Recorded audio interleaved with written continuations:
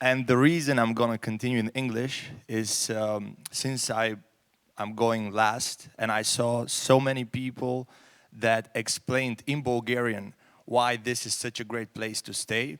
I want to talk to the rest of the world, right? All these people that weren't so lucky to speak Bulgarian, to be born here in our country, why they should still choose Bulgaria, right? This is kind of a next level, not only for the Bulgarians to stay here, but why more people should come.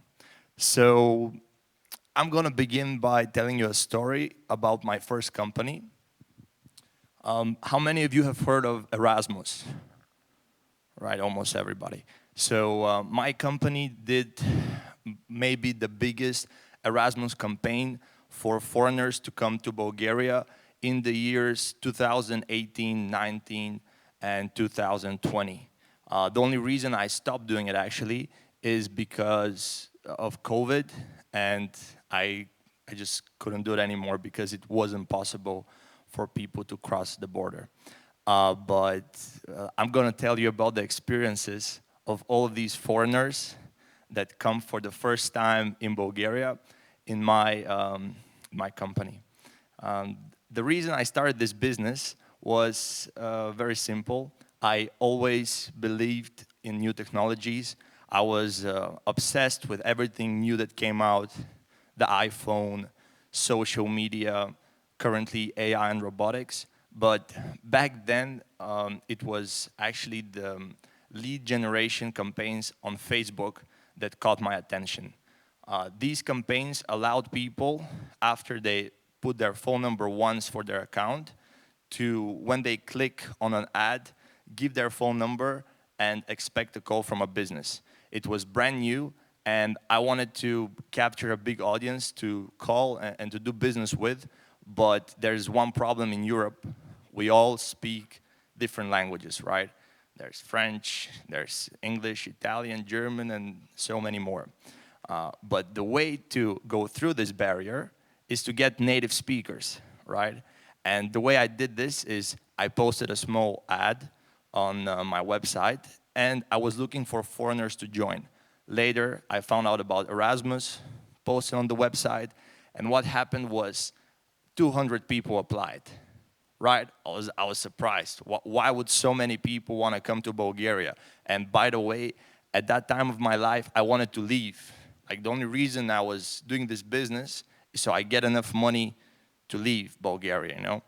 But while doing these campaigns, I was interviewing the people.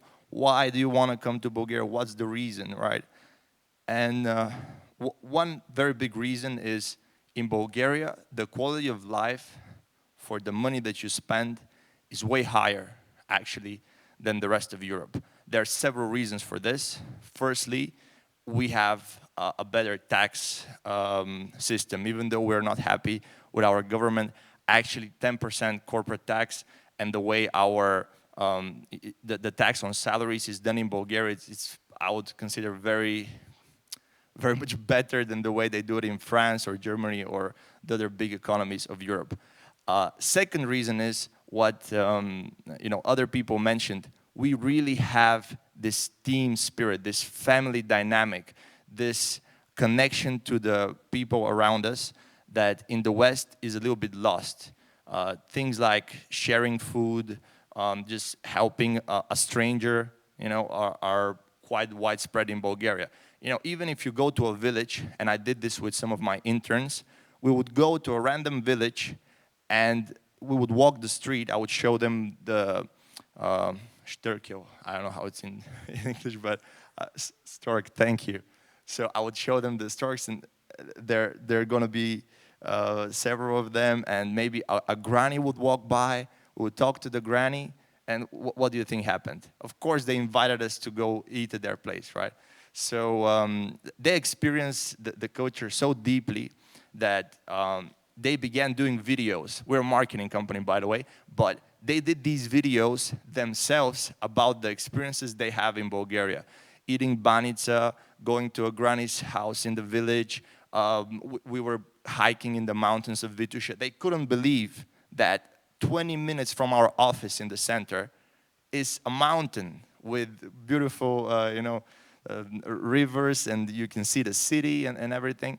So they began doing these videos, and I started having huge demand for my job opportunity. So basically, people were coming here and they were settling. They weren't leaving, right? So their internship would stop, and they would ask from their parents a little loan, or they would work on the side, some side hustle, rent an apartment, and actually start living in Bulgaria. So how does that tie up into what I'm currently doing, which is robotics, and why am I doing it in Bulgaria?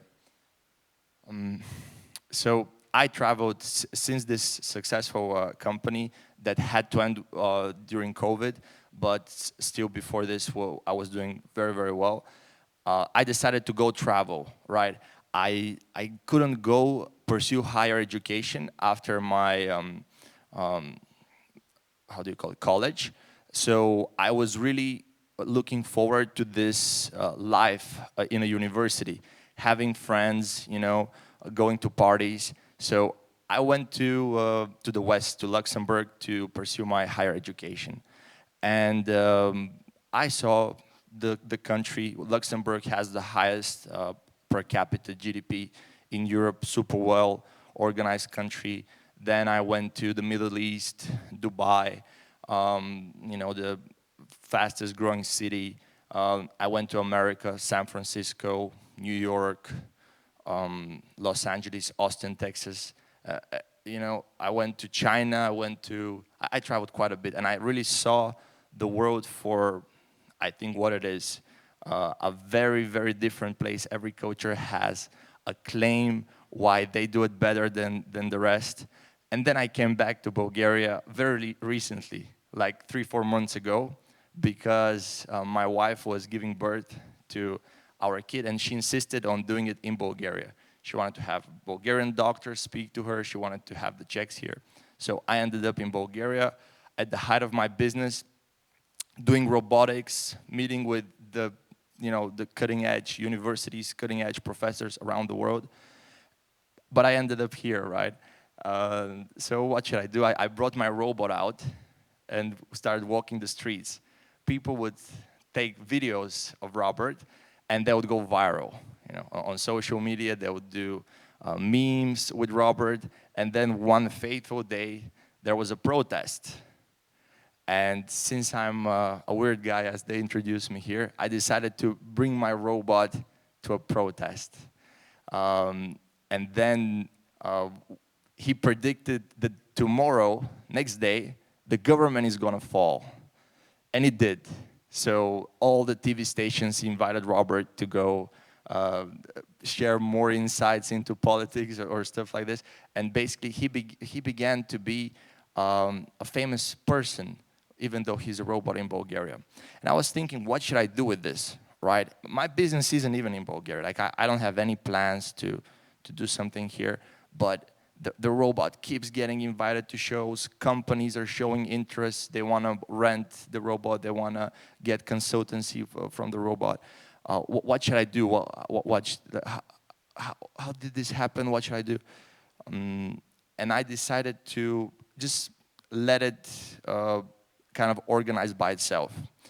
Robert was helping businesses. Young people started giving us offers to work for free, and a company was formed that later I realized is the need of Bulgaria to go into the AI sphere, to go into the robotic sphere. It's self-organized.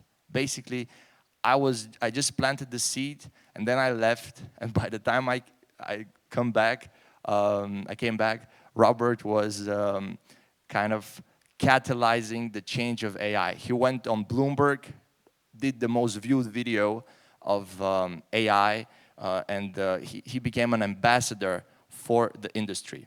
Currently, we're looking to get as many young people, not only from Bulgaria, but from the whole world, to come here in Sofia or other cities of this great country and build something that would really change the lives of Europeans. Because through my travels, I realized that this thing that we call the West sadly doesn't exist, or is very badly injured. There's something that happened to it in the west of Europe. It does exist still in some parts of America, I would say, and in the east of Europe. That's why Poland is growing so fast. That's why Bulgaria, even though we're so unhappy with our economy, we are in the top 5 fastest growing economies of Europe. And the first and second actually are accounting mistakes, just because Ireland is doing something weird with taxes, and Luxembourg does the same. But we are actually one of the strongest and fastest growing economies of Europe. People don't realize this, and I need to say it again and again. We can be the fastest growing economy if we invest in AI, if we invest in robotics. Our country has over 60% of its economy depending on services. And services are the highest affected by the change in AI. If you, let's say, many people are like, oh, but Bulgaria doesn't have resources, we don't have oil.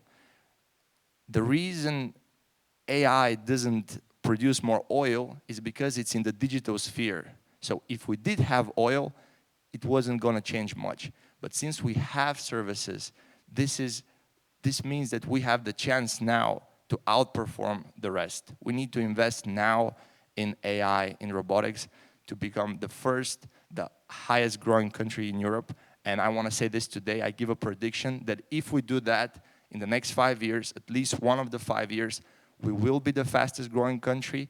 And because of this, many investors from the whole world are going to invest in Bulgaria, and this would allow us to stay, for Bulgarians to stay here, and for foreigners to come. And with this, I would like to bring on stage, if he's prepared, Robert, and he's going to speak in Bulgarian, because maybe I'm tiring you out with my English. So, Robert, please come on stage.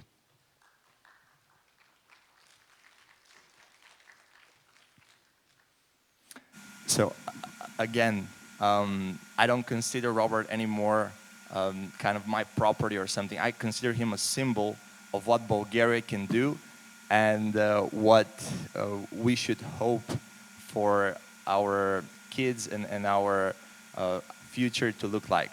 So, Robert, if you can say a few words, please. Аз съм Робърт. Не съм просто машина. Аз съм възможност.